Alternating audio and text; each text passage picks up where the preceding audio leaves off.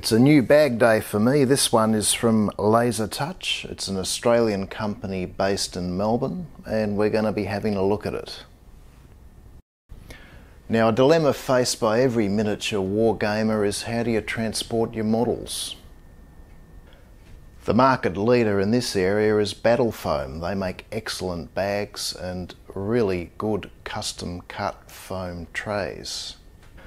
I'm located in Australia, and the problem with Battle Foam products in this part of the world is distribution. Shops stock them, but more often than not they're out of stock. Of course, we can order online from Battle Foam Direct or other retailers, but the cost of shipping is very expensive to this part of the world. Well, this company Lasertouch has done what Australians are more or less forced to do in situations like this. That is, come up with their own local alternative.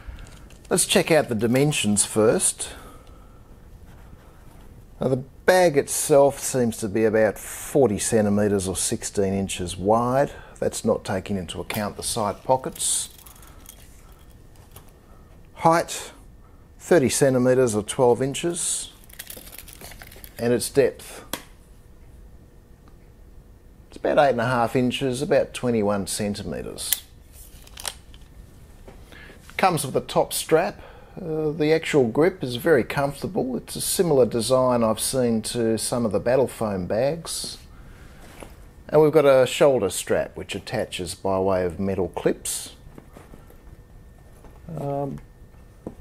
I note that the webbing that attaches these straps to the bags is held by a metal stud on either side. I'll just see by the side. We've got a depth of the straps there of probably about 1 inch. Now, this is a brand new bag, so I've not road tested it yet, but it looks pretty sturdy. Let's check out the pockets. So we've got 2 Velcro pockets at the front. There's some sort of stiffener on the front flaps here. That's good. I've not seen that in equivalent bags. We've got a zipper side pocket. Storage space down here. I see we've got room here to store some pens and some larger items. We've got this little clip here for storing your keys. That's handy.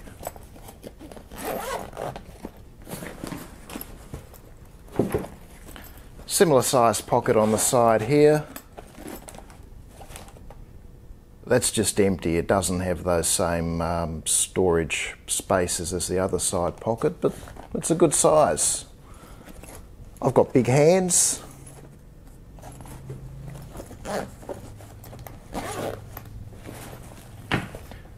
We've got a nice large zip here. Good storage space here for rules.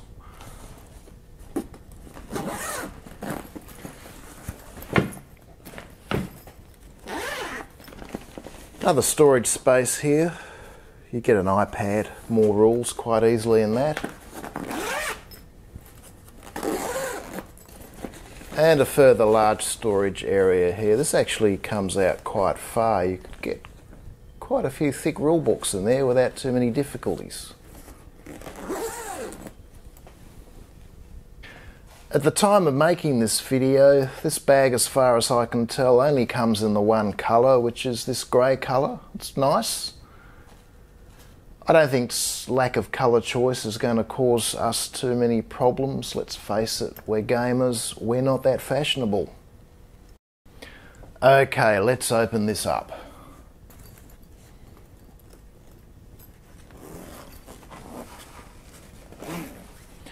The zip's a little bit stiff. I'm just hoping that's because it's brand new. It's going to loosen up over time, I'm sure.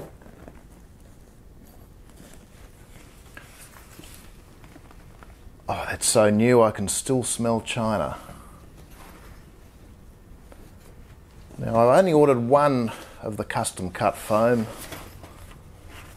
That's the custom cut foam they do for the X-Wing miniatures game. So let's have a look inside. Now the sides of this bag, they're stiffened. That feels very, very sturdy. That's really good. I note we've got side zipper pockets here.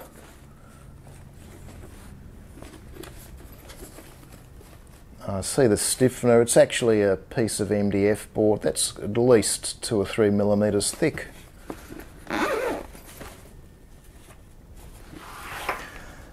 Now I'm just looking up the website. The website advertises the bag can hold a depth of 185 millimeters of foam. I'd agree with that. In fact, I'd say the bag's got a bit of wiggle room. You might even get a little bit more in. One issue about the design is I suspect you're really going to be wanting to carry a full load of trays. The reason I say that is the trays store flat, but the bag itself is designed to be carried upright. So unless you've got a full load out, inevitably I would have thought there's going to be some shaking around inside the bag. Your models are going to move around. I don't think that's a problem. It just gives us an excuse to buy more stuff. Let's have a look at the tray itself. It's very sharply cut. It's got some custom engraving in there, Lasertouch, made in Melbourne. It's a nice product. If you have a look at the Lasertouch website, you'll see there's some online tools that allow you to design your own trays to custom fit particular models. I'll just do a short comparison with a similar battle foam tray for storing the same models. The actual texture of the top layer of foam, it really does feel identical. I don't see any difference at all with the sharpness or the quality of the laser cuts with the Lasertouch foam. If we go to the back, there's an obvious difference. The Lasertouch tray uses the same type of foam by the looks of it for its backing. Battle foam uses a completely different material for its backing. It's a much firmer, much stronger feeling piece of foam. Not the best comparison because they're different size trays, but there's a bit of flex in this when you pick it up. This is a much sturdier product. Now let's see how the toys go in the foam. This is quite a clever design. It's to fit the Millennium Falcon, but if you don't have that model or you don't want to pack the model, it's got space there for what looks like a Y-wing and a TIE fighter.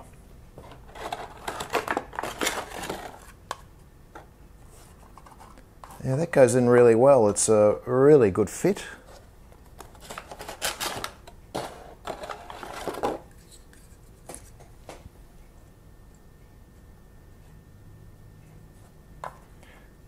Yeah, they're really snug fits. There's very, very little movement with those models. I'll just do a short comparison with a couple of battle foam bags I have just to compare.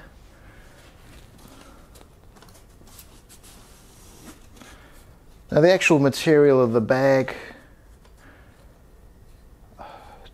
just by its tactile feel, the battle foam probably feels as if it's a slightly higher quality. You can feel more of a natural material in this material, where this is very much a nylon feel to it, but there's not a huge difference. My original concerns about the shortness of the webbing on the front strap, well, you can't say that the battle foam bags are any better.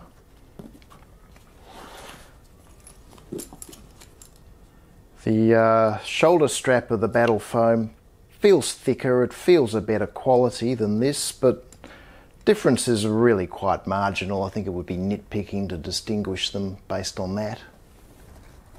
Now, a big issue some of you are probably wondering is, are the trays going to be compatible with both bags? Well, this is the Battle Foam Pack 216. It is a bit larger. So I've got the battle foam bag open. Let's just see.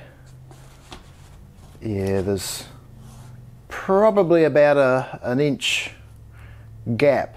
So it looks like the Lasertouch standard trays are smaller than the equivalent battle foam. I'm trying the opposite now. I've got the Lasertouch bag open. I've got a battle foam tray.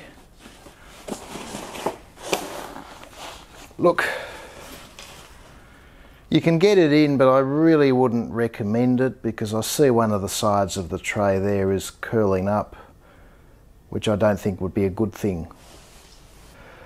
So I would say, yes, you can get the Lasertouch trays in a battle foam bag, but you're going to have an inch gap on the sides. Vice versa, not something that I would recommend.